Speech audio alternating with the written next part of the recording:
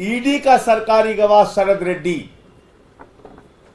जिसको पहले ED kingpin कहती है, फिर सरकारी गवाह बनाती है, फिर माफीनामा देती है, कोर्ट से माफीनामा मिलता है।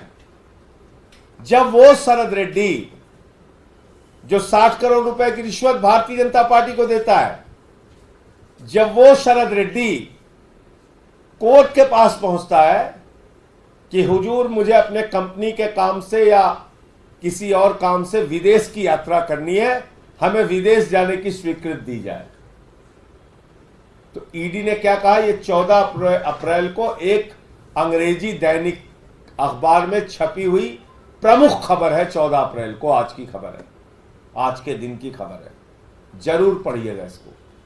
ईडी कहती है साहब ये तो हमारी इन्वेस्टिगेशन ही नहीं ज्वाइन कर रहा है, इनको तो अगर आपने विदेश जाने की अनुमति दे दी तो ये तो भाग जाएंगे, ये तो केजरीवाल के खिलाफ बयान देने के लिए आएंगे ही नहीं।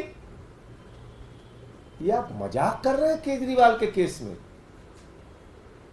आपने एक मुख्यमंत्री को गिरफ्तार करके जेल में डाल दिया, जिस सरकारी गवाह को आपने माफी दिलवाई, जिस सरकारी गवाह के बयान पे आपने मुख्यमंत्री की गिरफ्तारी की, उसी सरकारी गवाह के विदेश यात्रा की विरोध आप कर रहे हैं और ये कह रहे हैं कि ये तो आ ही नहीं रहे हमारे संबंध देने पे। तो कैसे आएंगे भैया? जब उससे झूठा बयान तुमने लिखवाया है तो तुम्हारी इन्वेस्टिगेशन क्यों ज्वाइन करेगा? और ज्वाइन भी करेगा तो क्या प्रमाण देगा केजरीवाल जी के खिलाफ, जब उसके पास कोई प्रमाण नहीं?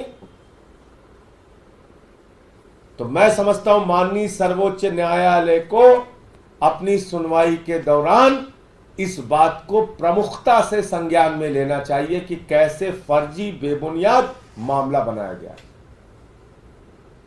जो आपका सरकारी गवाह, जिसको आपने खुद माफी दिलवाई कोर्ट से, उसकी विदेश यात्रा का विरोध करते हुए खुद आप लिख रहे हैं कि अगर आपने इसको विदेश भेज दिया तो ये तो वापस आएगा ही नहीं केजरीवाल के खिलाफ बयान देने के लिए।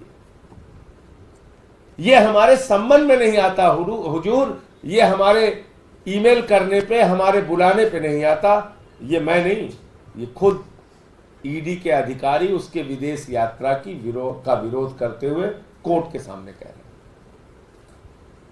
अब मेरे ख्याल से बताने को कुछ है नहीं कि कितना फर्जी मामला है।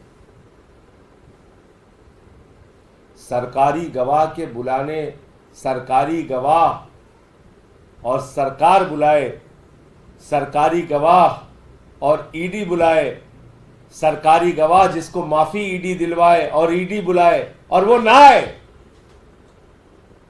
इसके पीछे का रहस्य आप लोग बहुत अच्छी तरीके से समझ सकते हैं। क्यों? क्योंकि झूठा बेबुनियाद बयान उससे लिया गया और अब उसको जब लग रहा है कि सम्मन कर करके ईडी हमें बुला रही है और बहुत सारे प्रमाण और मांगेगी, तो उसके पास कोई प्रमाण तो है नहीं। तो ईडी कह रही है भाग जाएगा और केजरीवाल के खिलाफ बयान देने के लिए आएगा नहीं।